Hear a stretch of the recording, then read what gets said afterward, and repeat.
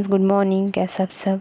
आज की हमारी ये जो वीडियो है ओनली यूपीएससी की, यूपीएससी की, सीएसई स्टूडेंट के लिए, आईएएस स्टूडेंट के लिए है। ओके, तो फ्रेंड्स हर रोज़ जो है करंट अफेयर्स की मोस्ट इम्पॉर्टेंट टॉपिक जो आपकी सिलेबस के अकॉर्डिंग मैं एनालिसिस करती हूँ, उसको पाने के लिए मेरे चैनल को सब्सक्राइब कर दीजिएगा। तो फ्रेंड्स, मेरा नाम है रोशनी।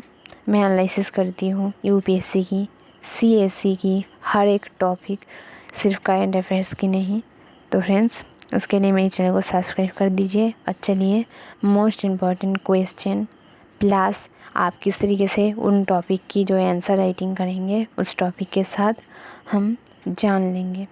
फ्रेंड्स, नोट आपको जो है मेरी स्क्रीन में दिख रहे होंगे, लेकिन जो है पहले से बता रही हूँ, आप मेरी बातों से पहले समझ लीजिए, उसके बाद नोट कर लेना। इट्स ओके, क्योंकि आपके दिमाग में नोट करना जो है सबसे महत्वपूर्ण चीज़ है।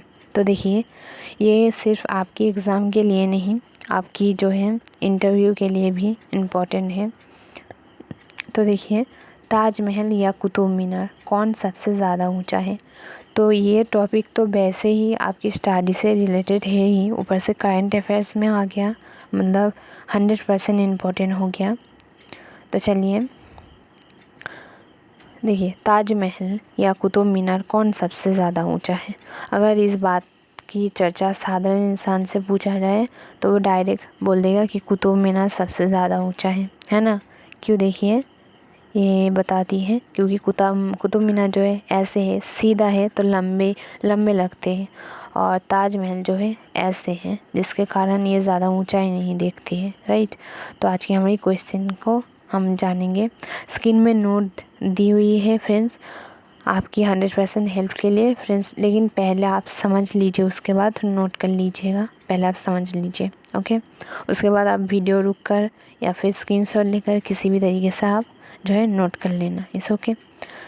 तो देखिए फ्रेंड्स, हर किसी व्यक्ति का क्या इच्छा होती है कि कुतुब मीनार या ताजमहल पर वो घूमने जाए। राइट।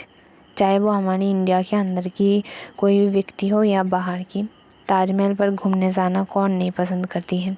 राइट। हर किसी का जो इच्छा या फिर शौक़ होती है। तो देखिए, अक्सर जो है इस बात पर हम कह सकते हैं चर्चा या फिर तर्क होती है कि ताजमहल ज़्यादा ऊंचा है या कुतुब मीनार। तो देखिए, पहले हम ऊंचाई जान लेंगे। पहले जो है कुतुब मीनार की ऊंचाई जान लेंगे। जो देखिए, यहाँ से देखिए फ्रेंड्स, जो है मैं स्क्रीन को बड़ा करके इसलिए रखी हूँ ताकि आपको समझने में, दिखने में आसान हो, क्योंकि सारी स्टूडेंट के पास बड़े हम कह सकते हैं लैपटॉप या फिर कंप्यूटर नहीं होगी, वो मोबाइल से ही ज़्यादा स्टूडेंट दिख रहे होंगे, तो उनको देखने में हेल्प हो, इसीलिए मैंने जो है नोट थोड़ी बड़ी करके रखी है। तो देखिए क्या है, दिल्ली में स्थित कुतुब मीनार देश की सबसे ऊंची मीनार है। ओके, देश की सबसे ऊंची मीनार है।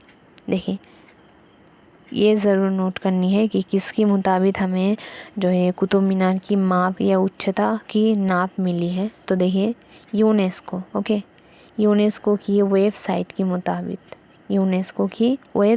मुताबिक देखिए, कुतुब मीनार की ऊंचाई कितनी है? 72.5 मीटर है। ओके, ये हमने कुतुब मीनार का नाप जान लिए। उसके बाद देखिए, ताजमहल की ऊंचाई के बारे में जानेंगे। तो आपको ये बात देखिए शायद चौंकाने वाली लगे, लेकिन ताजमहल की ऊंचाई देखिए कितनी है 73 मीटर। और अभी जो है हमने कुतुब मीनार की नाप कितनी देखी थी? 72 पॉइंट कुछ भी हो, 72 ही देखी थी ना। तो आप खुद ही बताइए कि कौन ज़्यादा ऊंचा हुआ। ऑफ कोर्स जो है ताजमहल सबसे ऊंचा हुआ। ओके, तो अगर आपको इंटरव्यू या एग्ज़ाम किसी भी जगह में ये पूछी जाए कि ताजमहल ज़्यादा ऊंचा है या कुतुब मीनार, तो मुझे उम्मीद है, आशा है मेरे स्टूडेंट दे पाएंगे। ओके, कि ताजमहल ज़्यादा ऊंचा है, और ताजमहल की नाप जो है 73 मीटर है और कुतुब मीनार की जो है कितनी है आप खुद ही देख लीजिए। देखिए 5 मीटर। ओके, चलिए उसके बाद क्या क्वेश्चन है, ताजमहल इतना ऊंचा क्यों है। ओके, तो देखिए क्या बताया जा रही है कि शाहजहां चाहते थे ताजमहल का निर्माण ऐसी जगह हो कि आगरा की किलों से ये देखा जा सके। तो इसी कारण जो है हम कह सकते हैं शाहजहां ने ताजमहल को ऊंचा बनाया था, क्योंकि वो चाहती थी कि कहाँ से देखी जाए, आगरा से। ओके, देखी जा सके। तो एकदम सिंपल से आंसर मैंने बता दी है। फ्रेंड्स, बार बार बता रही हूँ, पहले मेरी बातों से समझ लीजिए, उसके बाद नोट कर लेना, क्योंकि दिमाग में बैठ जाएगा तो आप बिना देखकर भी नोट कर सकते हो। उसके बाद देखिए कुतुब मीनार किसने बनाई। ओके, तो देखिए मेहरौली में बनी कुतुब मीनार को कुतुबुद्दीन एवं उनकी उत्तराधिकारी कौन, शमसुद्दीन इल्तुतमिश ने जो है, तो देखिए 1200 ओके ऋषि में बनाकर इतिहास राज दिया। ओके, तो कब बनाई फ्रेंड्स, 1200। ओके, और किसने बनाई, शमसुद्दीन। कुतुब मीनार और उनके उत्तराधिकारी शमसुद्दीन ने जो है कुतुब मीनार को बनाई। इससे जो है हमें एक और क्वेश्चन की आंसर भी देखने को मिल गई है कि कुतुब मीनार नाम क्यों रखी है। एकदम सिंपल है, क्योंकि जिसने बनाई है उनका ही नाम कुतुबुद्दीन है। एकदम साधारण से टॉपिक है, इसी के कारण कुतुब मीनार रखे होंगे। ओके फ्रेंड्स, तो हमारी दूसरी टॉपिक क्या है देख लीजिए, कौन है आईएएस वैशाली शर्मा और वो आजकल चर्चा में क्यों है। ओके, खास करके आईएएस स्टूडेंट को आईएएस के बारे में न्यूज़ तो बिल्कुल भी जाननी चाहिए, 100% जाननी चाहिए। तो देखिए आईएएस वैशाली शर्मा हरियाणा की हम कह सकते हैं कैडर 2017 बैच की आईएएस अधिकारी है। किस बैच की, 2017 की, बिल्कुल भी मिस्टेक नहीं करना है। इन्होंने अलीगढ़ मुस्लिम यूनिवर्सिटी से जो है एमबीबीएस की डिग्री भी हासिल की है। किस चीज़ का, एमबीबीएस का डिग्री। एमबीबीएस यानी फ्रेंड्स डॉक्टर की एक कोर्स होती है, हम कह सकते हैं डिग्री होती है, जिसके बारे में सारे स्टूडेंट जानते ही होंगे। तो ये किस यूनिवर्सिटी से ली थी, अलीगढ़ मुस्लिम यूनिवर्सिटी से। ओके, उसके बाद देखिए इन्होंने जो है एमबीबीएस की जो है डिग्री तो ली थी, लेकिन हमेशा से जो है इनका सपना था एक आईएएस अधिकारी बनना। ओके, तो इन्होंने एमबीबीएस की डिग्री लेने के बाद भी जो एमबीबीएस की डिग्री भी ली, लेकिन जीत और मेहनत करके आखिरकार वो यूपीएससी की परीक्षा एग्ज़ाम में सफलता पा ली और आखिरकार जो है उन्होंने आईएएस मतलब आखिरकार वो आईएएस बन ही गए। फ्रेंड्स, इनकी तरफ जो है सबसे अजीब बात क्या है, इम्पोर्टेंट बात क्या है देख लीजिए, इनकी जो सुनने की शक्ति है। ओके, सुनने की शक्ति है वह 80% मतलब 80% हम कह सकते हैं नहीं है, सुन नहीं पाती है, बस 20% जो है सुन पाती है, मतलब हम कह सकते हैं टोटल सुन नहीं पाती है। लेकिन ऐसे व्यक्ति होने के बावजूद जो है उन्होंने यूपीएससी की परीक्षा हम कह सकते हैं कंप्लीट कर ली है। तो देखिए कब हुए वो यूपीएससी एग्ज़ाम में पास। तो देखिए वैशाली शर्मा ने पहली बार 2015 में यूपीएससी परीक्षा दी थी, लेकिन उनका सिलेक्शन नहीं हो पाया। तो पहली बार उन्होंने कब एग्ज़ाम दी थी, नोट कर लीजिए 2015 में, लेकिन उनका सिलेक्शन नहीं हो पाया। लेकिन उसके बाद 2016 में उन्होंने फिर से परीक्षा दी और शारीरिक रूप से विकलांग, ओके, शारीरिक रूप से जो विकलांग है उनकी कैटेगरी में टॉपर बन गई। मतलब जो ऐसे व्यक्ति है एग्ज़ाम देती है यूपीएससी की, मानो उनकी कुछ भी बॉडी डैमेज है, हम कह सकते हैं विकलांग है, उनकी जो है टॉपर ये बन गई। ओके,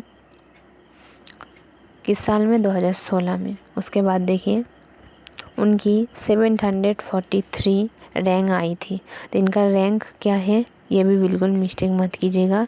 इनका रैंक 743 रैंक है। ओके, तो देखिए एक आईएएस अधिकारी के रूप में इन्हें पहली पोस्टिंग जो है एसडीएम के पद पर हम कह सकते हैं पुनाना, ओके, मेवात में मिली थी। और उनके बाद वो मतलब किन किन जगह की बात कर रही हूँ नोट कर लीजिए। पहली बार उन्हें कहाँ पर मिली थी? मेवात में उन्हें पोस्टिंग मिली थी या आईएएस की हम कह सकते हैं नौकरी मिली थी। उसके बाद देखिए नारायणगढ़, उसके बाद गुरुग्राम, ओके, नारायणगढ़, गुरुगढ़ और क्या है देख लेते हैं, और फरीदाबाद, ओके, और फरीदाबाद में भी अपनी सेवाएं दे चुके हैं। ओके, तो चलिए उसके बाद कौन है ईरान के शिया, मतलब मैं दूसरी न्यूज़ पर आ गई हूँ, बिल्कुल मिस्टेक मत करना कि ईरान की शिया कौन है। ओके, कौन है शिया, 1 मिनट, कौन है ईरान की शिया धर्म गुरु जिन्हें जर्मनी ने 2 हफ्ते में छोड़ने के लिए कहा? मतलब जर्मनी जो है, जर्मनी की सरकार इन्हें 2 हफ्ते के अंदर जो है उस देश को छोड़कर जाने के लिए कह दिया है। ओके, देखिए पहले हम जान लेंगे कौन है ये मोहम्मद हादी मुफाते। ओके, तो इनके बारे में कुछ जानकारी जान लेंगे। उसके बाद हम जानेंगे कि इनको जर्मनी ने अपने देश से बाहर क्यों निकाल दिया। ओके, तो देखिए मोहम्मद हादी मुफाते का जन्म 1966 में हुआ था। कहाँ पर? ईरान के कोम में हुआ था। ओके, 1966 में हुआ था। तो इन्होंने लहरान से जो है अपनी प्राथमिक शिक्षा कर ली है या फिर करी थी। उसके बाद 1948 में देखिए मैथमेटिक्स में जो है डिप्लोमा हासिल की। किस सब्जेक्ट में? मैथमेटिक्स में। ओके, उसके बाद उन्होंने 12 साल की उम्र में अपने पिता को खो दिया। मतलब इनके और एक न्यूज़ में दुख वाली न्यूज़ क्या है कि उन्होंने बहुत कम टाइम में, कम उम्र में अपने पिता को खो दिया। उनके पिता तेहरान यूनिवर्सिटी में प्रोफेसर थे। और फ्रेंड्स ये न्यूज़ है हमने पहले भी पढ़ी थी। क्या? देखें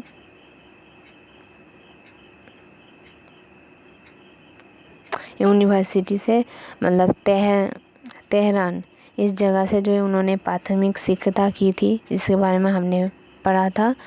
और उसी यूनिवर्सिटी की जो है प्रोफेसर उनकी पिता थी और इस्लामिक हम कह सकते हैं स्कॉलर भी थी। उनके पिता धर्म में किसी भी तरह की जो है अतिवाद के खिलाफ थे। देखिए जिन्हें जो है चरमपंथी समूहों ने मार डाला। मतलब चरमपंथी समूह हम कह सकते हैं मार डाला, मतलब नॉर्मल तरीके से मौत नहीं हुई है। उसके बाद देखिए मोहम्मद हादी मुफाते, इससे इतना जो है उनकी इन्फॉर्मेशन जान लिया। उसके बाद मोहम्मद हादी मुफाते 2008 से जो है 2008 से क्या करिए? क्रेम विश्वविद्यालय, ओके, स्कीम होगा में जो है फैकल्टी की सदस्य और उनकी एसोसिएट प्रोफेसर का दर्जा प्राप्त है। मोहम्मद हादी मुफाते 2018 में इस्लामिक सेंटर हैम्बर्ग IZY में 10 इमाम और क्या जो है निर्देशक के तौर पर काम कर रहे हैं। उन्होंने जो है national मारिफ radio bat coaching network की भी जो है स्थापना की है। अब इन्होंने बहुत अच्छी काम किए, इनके पिता, इनकी फैमिली, सारी के सारे बारे में हमने जान ली है। जर्मनी ने जो है इन्हें क्यों बाहर निकाल दिया देख लीजिए, क्योंकि जर्मनी की एक कंपनी है जिनका नाम यहाँ पर देखिए हेमबर्ग है। जर्मनी का क्या मानना है, देखिए ये जो इस्लामिक हम कह सकते हैं जगह है, वेबसाइट है, जो है पूरी जर्मनी को यही मानना है, मतलब यही न्यूज़ हमें देखने को मिली है कि ये जो कंपनी मतलब जिनको इन्होंने बैन कर दिया, तो क्या होती थी इस जगह में हम कह सकते हैं सरकार का यही संदेह है कि वो मुस्लिम को बढ़ावा दे रही थी, मतलब हम कह सकते हैं मुस्लिम की हेल्प कर रही थी उल्टा। ओके, ऐसे टीम को जो है बैन कर दिया। उसके बाद ये जो लोग हैं मोहम्मद हादी, ओके,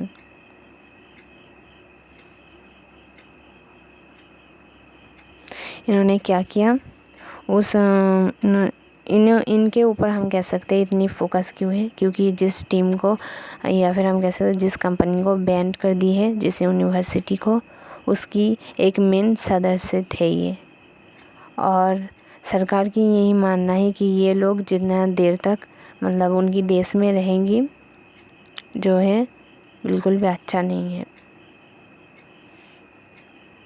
उसके बाद देखिए,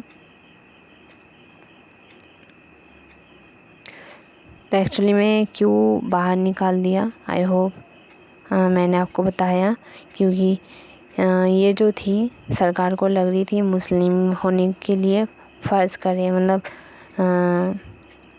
मुस्लिम बढ़ावा जैसे मैं कह रही हूँ वैसे देने वाले थे, सरकार को ऐसा लगा तो इनको बैन कर दिया। इनको जो है हम जो कंपनी है उसे इंग्लिश में IZH पर हम कह सकते हैं पहचान सकती है। और उनकी स्थापना देखिए क्यों कर दी है, मतलब किस साल हुई थी, 1952 में। ओके, तो बिल्कुल भी मिस्टेक नहीं करना है, 1952 में। ओके, चलिए फ्रेंड्स, दूसरे न्यूज़ में समझा दिया। IS वैशाली की निजी ज़िंदगी के बारे में अगर पता चले तो इनकी पिता, माता और इनके भाई और बहन हैं, राइट, जानिए। उसके बाद देखिए IS वैशाली शर्मा इतनी चर्चा में क्यों है, अभी हम जान लेंगे। तो फ्रेंड्स, IS वैशाली जो है इन्होंने जो एक नया रूल्स बना दिया जिसके कारण हम कह सकते हैं ये इतना चर्चा में है। ये अचानक जो है हम कह सकते हैं एक दिन उनकी काम से ऑफिस में पहुंच गया, उस वक्त देखा कि सरकारी कर्मचारी या फिर उसके नीचे की जो कर्मचारी अधिकारी है सारी जो है फ्रेंड्स जीन्स पहन कर घूम रही है, जो बिल्कुल भी एकदम बुरा लग रही है।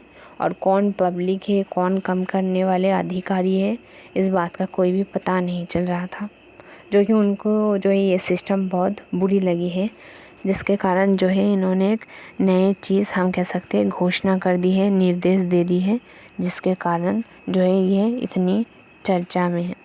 ओके, इन्होंने यही जो है नियम, आदेश, निर्देश कर दिए है सारी की सारी कर्मचारी या उनकी छोटी छोटी जो अधिकारी होती है सारी जो है सबको बताया गया है कि वो जीन्स पैंट पहनकर नहीं आ सकेंगे ऑफिस में। जब भी आएंगे formal pant, formal shirt, formal जूते पहनकर जो है ऑफिस में आए। ओके, तो इस जो है हम कह सकते हैं ये ड्रेस हम कह सकते हैं नहीं चलेगी, ये नहीं चलेगी, इसके कारण हम कह सकते हैं ये नियम बनाई गई है ताकि सरकार और कर्मचारियों के बीच फ़र्क ना दिखे। ओके, उसके बाद की क्वेश्चन देखिए, झारखंड में जो है फ्रेंड्स 29 अगस्त 2024 में यादगार क्यों है, क्योंकि मतलब झारखंड के लिए 29 अगस्त 2024 यादगार क्यों है वही बताना चाहती हूँ। तो देखिए, झारखंड में जो है 29 अगस्त 2024 को पहली बार क्या किया फ्रेंड्स, ट्रांसजेंडर को जो है पहली बार सरकारी नौकरी मिली। यानी जो लड़का भी नहीं होती और लड़की भी नहीं होती, उन व्यक्तियों की बात कर रही हूँ, उनको जो है पहली बार सरकारी नौकरी मिली।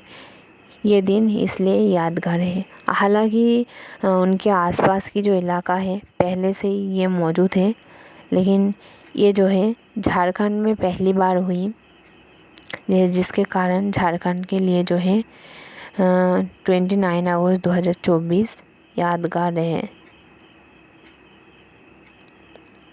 ओके, उसके बाद देखिए जिनको जो है, अगर आपको क्वेश्चन आए कि झारखंड की ट्रांसजेंडर को जो है सरकारी नौकरी मिली थी 29 अगस्त 2024 को, ये तो आपको पता ही है। लेकिन अगर आपको क्वेश्चन करें कि वो ट्रांसजेंडर कौन थे, उनका नाम क्या था, तो उनका नाम होगा आमिर महतो। ओके, आमिर महतो उनका नाम होगा। उसके बाद देखिए भोपाल से गुजरने वाली है 15 ट्रेन जो होगी सुपर फास्ट, बढ़ेगी किराया। ओके, तो भारतीय रेलवेज की तरफ से जो है समय समय बदलाव किया जाती है, जिसकी रेल सेवा और बेहतर हो सके, मतलब उल्टा रेल जो है अच्छा हो सके। उसके बाद देखिए ऐसे में जो है भोपाल की रेल मंडल गुजरने वाली 15 ट्रेनों की जो है स्पीड बढ़ाने की फैसला किया है। मतलब पहले ही बताया कि 15 ट्रेन सुपरस्टार, मतलब सुपर फास्ट 15 ट्रेन हम कह सकते हैं लाई जा रही है। ये इसके मतलब ये मत समझ लेना कि दूसरी कोई ट्रेन मतलब लाया जा रही है, नहीं, जो ट्रेन चलती है उसकी स्पीड बढ़ा जा रही है। इससे क्या होगा, देखिए क्या बताई है यहाँ पर, देखिए इस लाइन को 1 मिनट देखिए।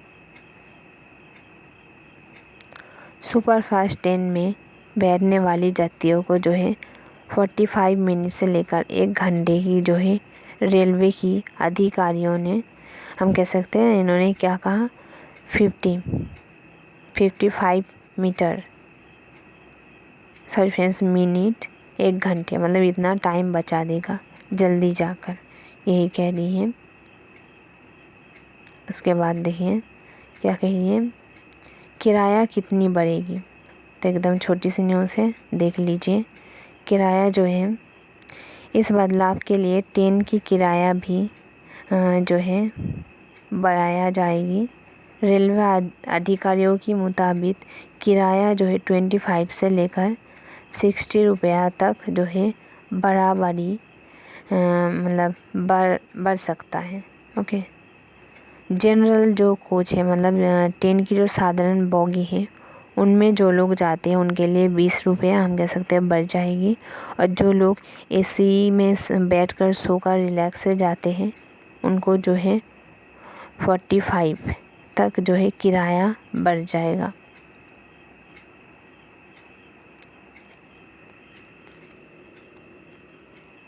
ओके फ्रेंड्स, हमारी मोस्ट इम्पॉर्टेंट क्वेश्चन जो है यहाँ पर ख़त्म हो गई। फ्रेंड्स, कल जो है ऐसे ही मोस्ट इम्पॉर्टेंट क्वेश्चन आंसर खास करके यूपीएससी की, यूपीएससी की, सीएससी स्टूडेंट के लिए मैं लाती हूँ, बिल्कुल भी आपकी बिना टाइम वेस्ट किए आपके सिलेबस के अकॉर्डिंग, तो इसे बिल्कुल भी मिस्टेक मत कीजिएगा। फ्रेंड्स, लोकल न्यूज़ तो बहुत भरी पड़ी हुई है, लेकिन वो आपके लिए इम्पोर्टेंट नहीं है जितना आपके लिए इम्पोर्टेंट जब होती है। कुछ दिन बहुत ज़्यादा हो जाती है, कुछ दिन कम होती है, तो आपके सिलेबस के अकॉर्डिंग ही मैं एनालिसिस देती हूँ। इसे पाने के लिए मेरे चैनल को ज़रूर सब्सक्राइब कर दीजिए। ओके फ्रेंड्स, तब तक अपनी स्टडी पर ध्यान दीजिए। आपके पास जो है एक ख़ास चीज़ होनी चाहिए, उससे क्या होगा, आप एग्ज़ाम में पास हो जाओगे। एक्चुअली में एग्ज़ाम में किस चीज़ की कंपटीशन होती है फ्रेंड्स, पता है? ज्ञान की नहीं, मेहनत की कंपटीशन होती है। जिस स्टूडेंट में ये मेहनत करने वाली चीज़ है उसके पास ज्ञान भी ज़्यादा हो जाएगी और वो पास भी हो जाएंगे। तो मेहनत करना सीखिए स्टडी की तरफ। और फ्रेंड्स, मेरी इसी चैनल में आपके लिए मोस्ट इम्पॉर्टेंट प्रीलिम्स की प्रैक्टिस में लेकर आ रही हूँ, उसे बिल्कुल भी मिस्टेक नहीं करना है। ओके, चलिए फ्रेंड्स, थैंक यू, अपना ध्यान रखिए।